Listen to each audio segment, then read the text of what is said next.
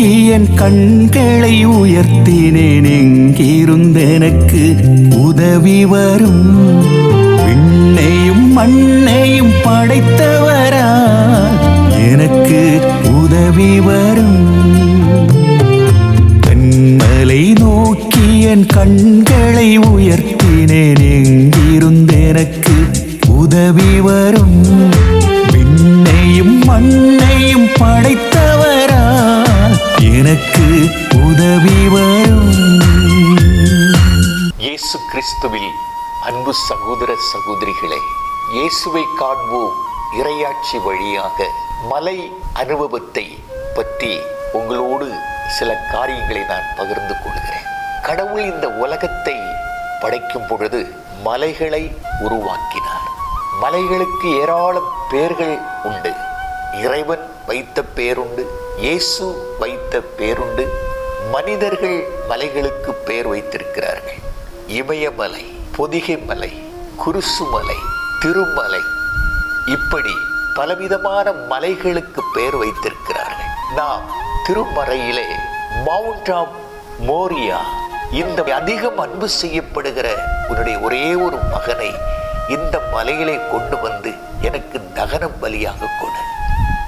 Abraham தன்னுடைய மலைக்கு சென்று பலிப்பீடத்தை கட்டி விறகை அடுக்கி இசகாக்கை அதன் மேலே வைத்து இசகாக்கை பலியிடுவதற்கு வாளை எடுத்து ஓங்கும் போது மோரியா மலையிலிருந்து அப்ரஹாமனுடைய பலி வேளையிலே கற்றுக்கொள்ள வேண்டிய பாடம், ஆண்டவர் ஒரு தன்னை பலியாக்கிற, தன்னை முழுவதும் கொடுக்கிற வாழ்வுக்கு அவர் மலையிலே காண்கிறவர். 1 சாமுவேல் 15ஆம் அதிகாரம் 22வது வசனம் சொல்கிறது, ஆண்டவர் விரும்புவது கீழ்ப்படிதல். ஆகவே அப்ரஹாம் கீழ்ப்படிந்தார். அப்ரஹாம் நம்பிக்கை கொண்டார். இந்த மலையிலிருந்து இதை நாம் கற்றுக்கொள்வோம், அனுபவம் பெறுவோம், வாழ்வோம். இரண்டாவதாக த மவுண்ட் ஆஃப் சினாய், சீனாய் மலை. இந்த மலையிலே தான் ஆண்டவர் மோசேயை கூப்பிடுகிறார். இதற்காக இஸ்ராயேல் மக்களை, பல லட்சம் மக்களை வழி நடத்தும் போது அந்த மக்களுக்கு கொடுத்த 10 கட்டளை. இந்த மலையிலே தான் ஆண்டவர் மோசேக்கு 10 கட்டளையை கொடுக்கிறார். எனக்கு அன்புக்குரியவர்களே, இந்த மலைய அடியினுடைய, இந்த சினாய் மலையினுடைய அடிவாரத்திலே தான் மேனிக் ஃபிஷ் இருக்கிறார். அதாவது எரிகின்ற முச்செடி. ஆடுகளை மேய்த்துக் கொண்டிருந்த மோசேக்கு இந்த முச்செடியிலே தான் கடவுள் பேசினார், வெளிப்பட்டார். முச்செடி எரிந்தாலும் அது அது அந்த செடிக்கு எந்த கேடும் இல்லை. மோசே கேட்கிறார், மோய்சன் கேட்கிறார், ஆண்டவரே, மக்கள் என்னை அனுப்பினது யார் என்று கேட்டால் நான் என்ன பதில் சொல்வேன்? இந்த பகுதியிலே தான் ஆண்டவர் சொன்னார், இருக்கின்றவராக இருக்கிறவர் நாமே, இருக்கின்றவராக இருக்கிறவர் நாமே என்று வெளிப்படுத்தினது இந்த சினாய் மலையினுடைய அடிவாரத்தில். சினாய் மலையினுடைய மேலே 10 கட்டளையை கொடுக்கிறார். 10 கட்டளையை கொடுக்கிறார். இருக்கின்றவர் நாமே என்று வெளிப்படுத்துகிறார். இவ்வளவு ஒரு பெரிய அனுபவம். ஆகவே இந்த மலையிலிருந்து வாழ்வுக்கு வேண்டிய கட்டளைகளையும், இருக்கின்றவராக இருக்கிறவர் நாமே என்ற ஒரு அனுபவத்தை நாம் அறிந்து கொள்ள முடியும், கற்றுக்கொள்ள முடியும், அனுபவிக்க முடியும். பிரியமானவர்களே, இன்னொரு மலை மவுண்ட் ஆஃப் நெபோ, நெபோ மலை. இந்த மலையிலே ஆண்டவர் மோசேயை கூப்பிடுகிறார். இந்த மலை மோப் தேசத்திலே, இந்த மலை அடிவாரத்திலே ஒரு மிகுந்த பெரிய ஒரு பள்ளத்தாக்கு இருக்கிறது. இந்த மலையிலே மோசேயை கூப்பிடுகிறார். ஏனென்றால் மோசேக்கு 120 வயது நடக்கும் பொழுது மலை ஏறுவதற்கான வலிமை அவருக்கு இருந்தது. இந்த மலையிலே ஏறி கானான் தேசத்தை பார்க்க சொல்கிறார். 120 வயதிலே அவருடைய கண் மங்கி போனதில்லை. ஆனால் இந்த தேசத்தை நீ பார்ப்பாய், இதுக்குள்ளே நீ போக மாட்டாய். நான் இந்த மலையிலே ஏறினேன். அந்த இடத்திலே போய் நின்று இந்த மோசேயை பற்றி நான் சிந்தித்து பார்க்கும் பொழுது இணைச்சட்டம் 34ஆம் அதிகாரத்தில் 5 முதல் 7 முடிய உள்ள வசனங்களை படிக்கும் பொழுது இந்த பள்ளத்தாக்கிலே மோசே இறக்கிறார் என்று பைபிள் சொல்லுகிறது. அந்த இடத்தில் வேறு யாரும் இல்லை, கடவுள், மோசே. அவர் அவருடைய உடலை எடுத்து அடக்கம் பண்ணினார். ஆகவே மோசே அடக்கம் பண்ணப்பட்ட இடத்தை யாருக்கும் தெரியாது, இனி தெரிய போவதும் இல்லை. நானும் அந்த இடத்திலே சென்று மோசேயுடைய கல்லறையை தேடினேன். பொழுது அந்த வார்த்தை ஞாபகத்துக்கு வந்தது. எனக்கு அன்புக்குரியவர்களே, மோசே ஏன் இஸ்ராயேல் மக்களை கானான் தேசத்திலே கடைசி வரையில் அழைத்து கொண்டு போக முடியவில்லை? அதற்கும் ஒருவேளை இந்த காரணம் இருக்கலாம். மக்கள் எல்லாரும் சொல்வார்கள், எங்களை இந்த தேசத்திலே கொண்டு சேர்த்தது மோசேதான், கடவுள் அல்ல. ஆகவே கடவுள் அந்த இடத்திலே பாருங்கள், மோசேயை நிறுத்திவிட்டு யோசுவாவை பின்தொடரச் செய்கிறார். இங்கே தான் கவனிக்க வேண்டும். ஆகவே எனக்கு அன்புக்குரியவர்களே, இந்த நெபோ மலை மிக முக்கியமான ஒரு மலை. இந்த மலை அனுபவத்தில் இருந்து ஒரு இறப்புக்கு செல்கிற மனிதன் அவன் மீண்டும் வாழ்வான் என்ற ஒரு உண்மை செய்தியை நமக்கு இறைவன் கற்றுக் கொடுக்கிறார். அடுத்ததாக மவுண்ட் ஆஃப் கார்மல், கார்மல் மலை. இந்த மலையிலே தான் உண்மையான கடவுள் யார் என்பதை எலியா வைத்த பலிப்பொருளிலே கடவுளுடைய நெருப்பு கடந்து வந்து அந்த பலிப்பொருளை சுட்டி எரித்தது. இதன் வழியாக உண்மையான கடவுள் யார் என்பதை எலியா வழியாக மக்கள் அறிந்து கொண்டார்கள். எனக்கு அன்புக்குரியவர்களே, இந்த கார்மல் மலையிலே நாம் கற்றுக்கொள்ள வேண்டியது உண்மையுள்ள கடவுள், எது யதார்த்தம், எது உண்மை என்பதை இந்த மலையில் இருந்து ஆண்டவர் எலியாவுக்கும் மக்களுக்கும் உணர்த்தி கொடுத்தார். நாம் இதை அறிவோம், கற்றுக்கொள்வோம், அனுபவிப்போம். அன்புக்குரியவர்களே, பைபிளிலே இன்னொரு மலை என்று சொல்லப்படுகிறது. மத்தேயு எழுதிய நற்செய்தி 4ஆம் அதிகாரம் 8வது திருவசனம். இயேசு தன்னுடைய பணி வாழ்வை ஆரம்பிப்பதற்கு முன்பே அவர் 40 நாட்கள் பாலைவனத்திற்கு கடந்து சென்றார் என்று சொல்லப்படுகிறது. அங்கே சொல்லப்படுகிறது, அந்த பகுதியிலே அலகையானவன் இயேசுவை மிக உயர்ந்த ஒரு மலைக்கு கூட்டி சென்று, மிக உயர்ந்த ஒரு மலைக்கு கூட்டி சென்று உலக அரசுகள் அனைத்தையும் அவற்றின் மேன்மையையும் அவருக்கு காட்டி 3 விதமான சோதனைகளை, கல்லை அப்பமாக்கவும், மேலிருந்து கீழே குதிக்கவும், தண்டனிட்டு வணங்கவும் சோதித்த பொழுது இந்த உயர்ந்த மலையிலே இயேசு அலகையினுடைய சோதனையிலிருந்து வெற்றி பெற்றார். அலகையானவன் வெளியேறினார். வானதூதர்கள் பணிவிடை செய்தார்கள். இந்த நேரத்திலே பாலைவன இந்த உயர்ந்த மலையிலிருந்து நாம் கற்றுக்கொள்ள வேண்டியது, இயேசு கல்லை அப்பமாக்க வந்தவர் அல்ல, தன்னை அப்பமாக்கியவர். இயேசு அலகையின் சோதனையிலிருந்து ஜெயம் எடுத்தார். அலகை வெளியேறினார். வானதூதர் பணிவிடை செய்தார். இதிலிருந்து நாம் இந்த பாடத்தை கற்றுக்கொள்வோம், அனுபவிப்போம், வாழ்விலே அது பலனாக மாறுவதாக. அடுத்த மலை மத்தேயு எழுதிய நற்செய்தியிலே 5ஆம் அதிகாரம் சொல்லப்படுகிறது, The Sermon on the Mount, இயேசுனுடைய மலைப்பொழிவு.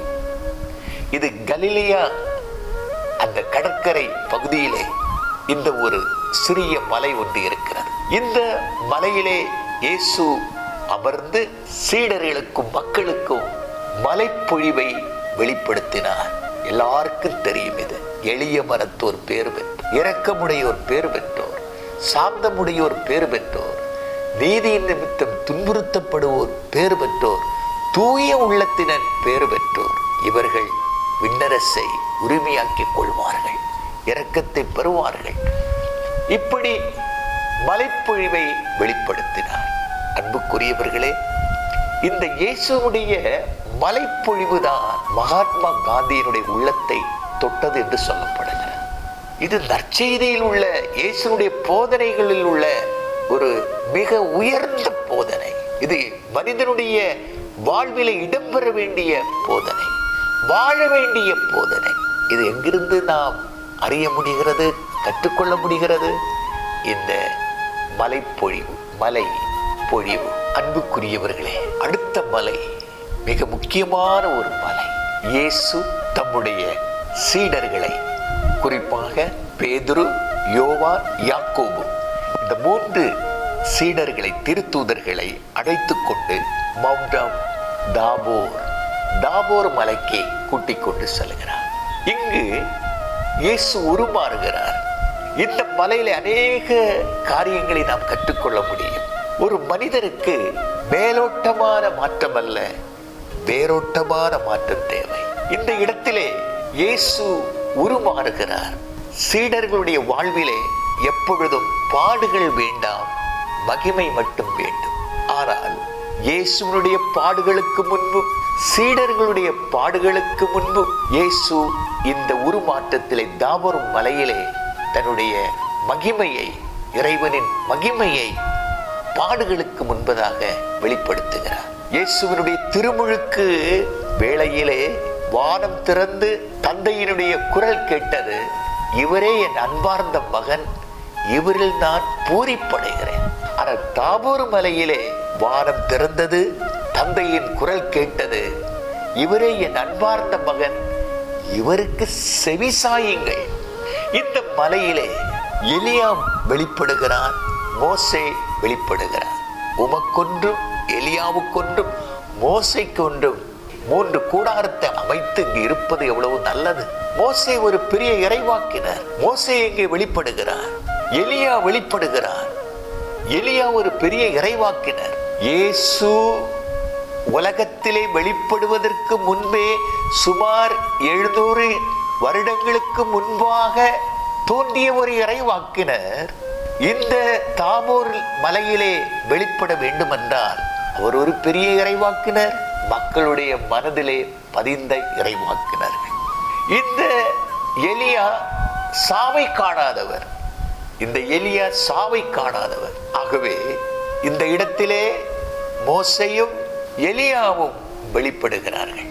இறுதியிலே இந்த மலையிலிருந்து நாம் கற்றுக்கொள்ள வேண்டியது, அவர்கள் இதையெல்லாம் பார்த்துவிட்டு இறுதியிலே அவர்கள் கண் திறந்து பார்க்கும் பொழுது இயேசுவை தவிர வேறு எவரும் இல்லை, வேறு யாரும் இல்லை.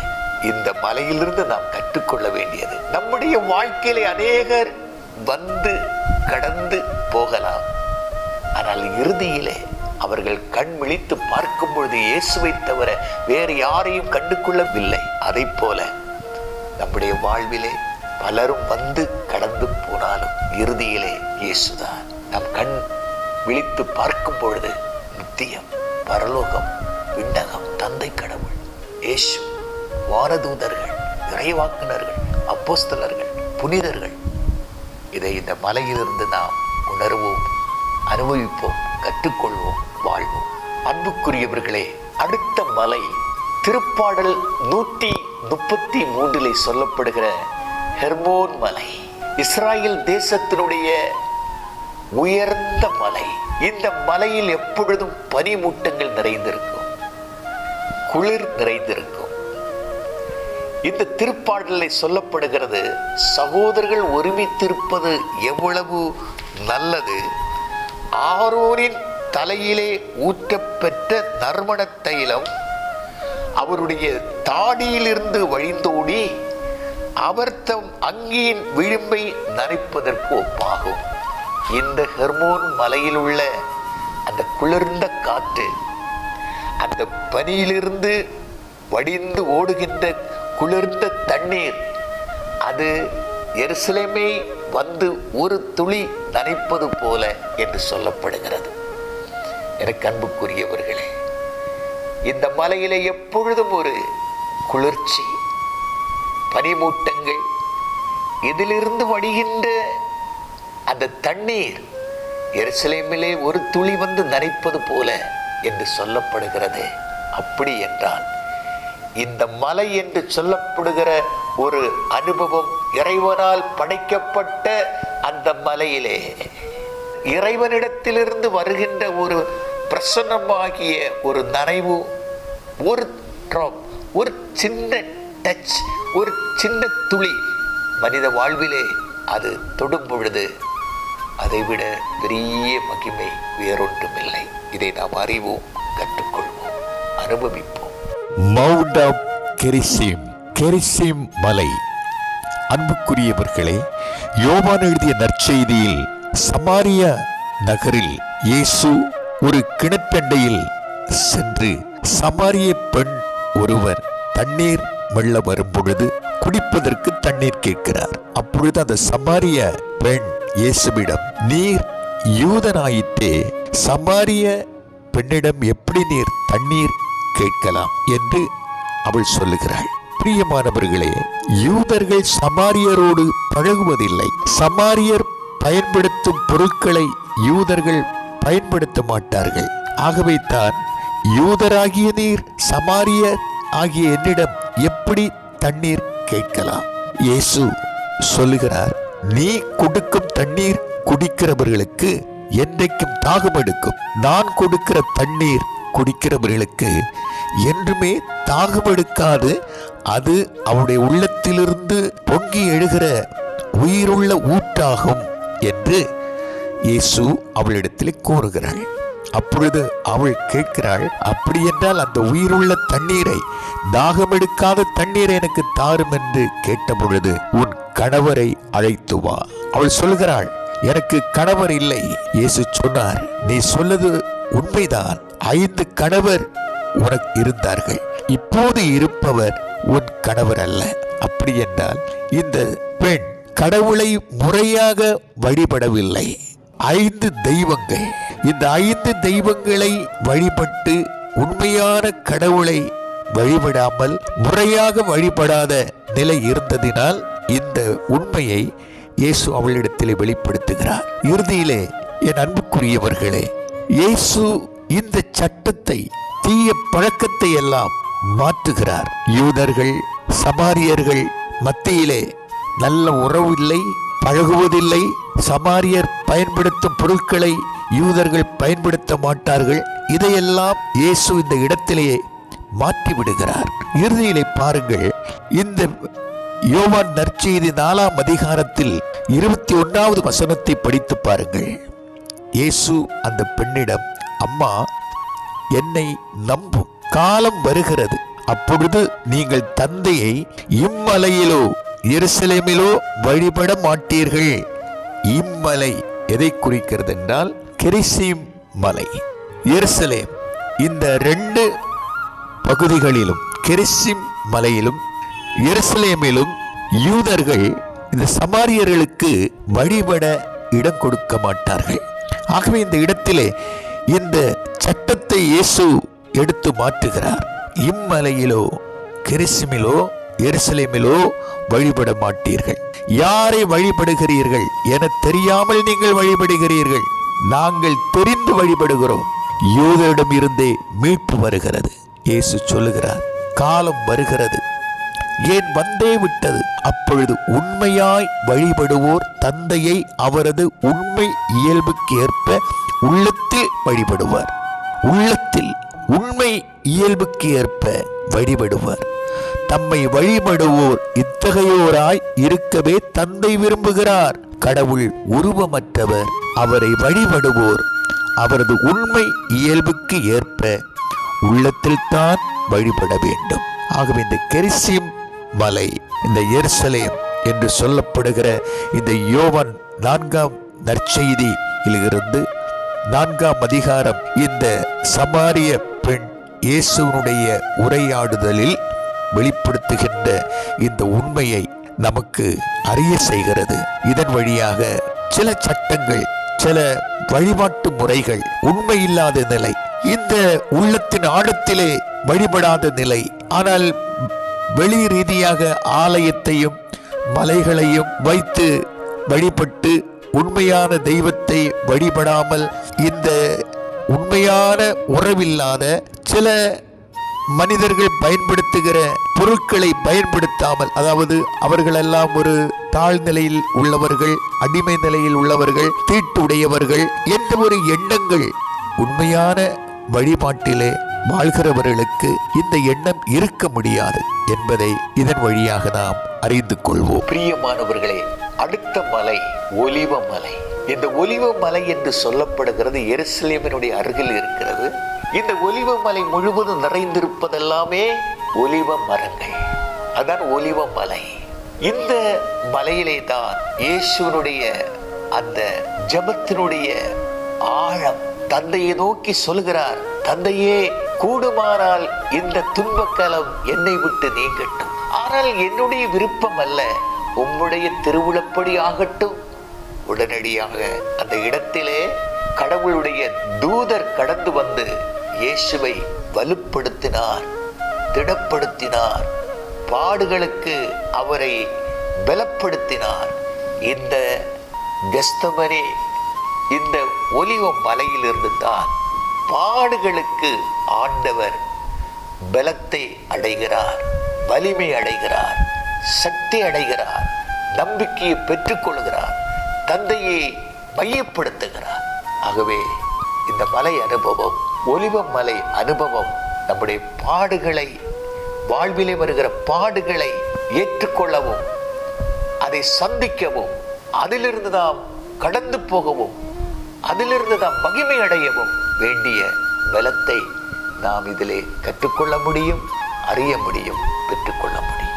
அன்புக்குரியவர்களே, இறுதியாக ஒரு மலை, கால்வரி, கொல்கத்தா, கல்வாரி மலை. இந்த மலையிலே எல்லா மலைகளுக்கும் அப்பாற்பட்ட, எல்லா மலைகளிலிருந்தும் ஒவ்வொரு அனுபவங்களை பெற்றாலும் இந்த மலையில் உள்ள அனுபவம், இயேசு உலக மக்களுக்காக சிலுவையிலே அறையப்பட்டு, சிலுவையிலே இரத்தம் சிந்தி, சிலுவையிலே உயிர் விட்டு எல்லா மக்களையும் இந்த கொல்கத்தா மலையில் இருந்து எல்லா மக்களுக்கும் மன்னிப்பு, அவருடைய இரக்கம், அவருடைய அன்பு, அவருடைய மீட்பு, எல்லாரையும் கடவுளுடைய அரசுக்குள்ளே சேர்க்க வேண்டும் என்ற அந்த உன்னதமான நிலை இந்த கல்வாரி, கொல்கத்தா, கல்வரி மலையிலே வெளிப்பட்டது.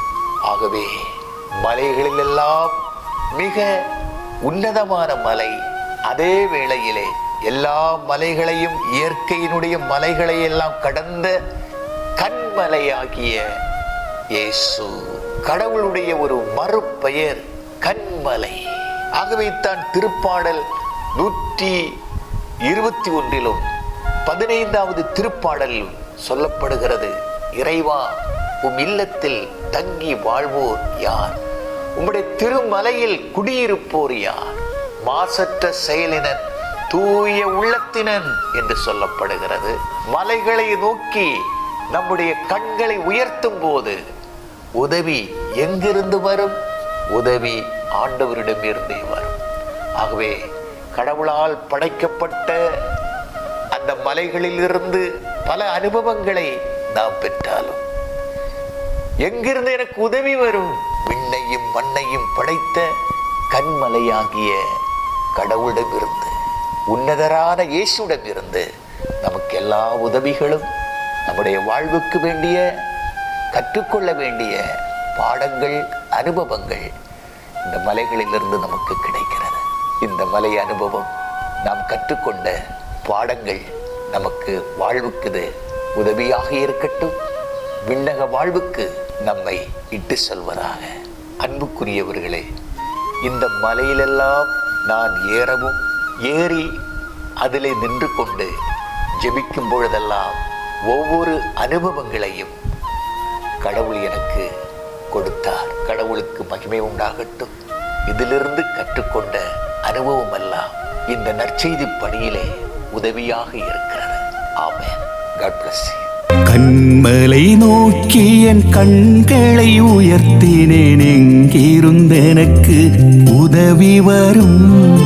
விண்ணையும் மண்ணையும் படைத்தவரா, எனக்கு உதவி வரும். கண்மலை நோக்கி என் கண்களை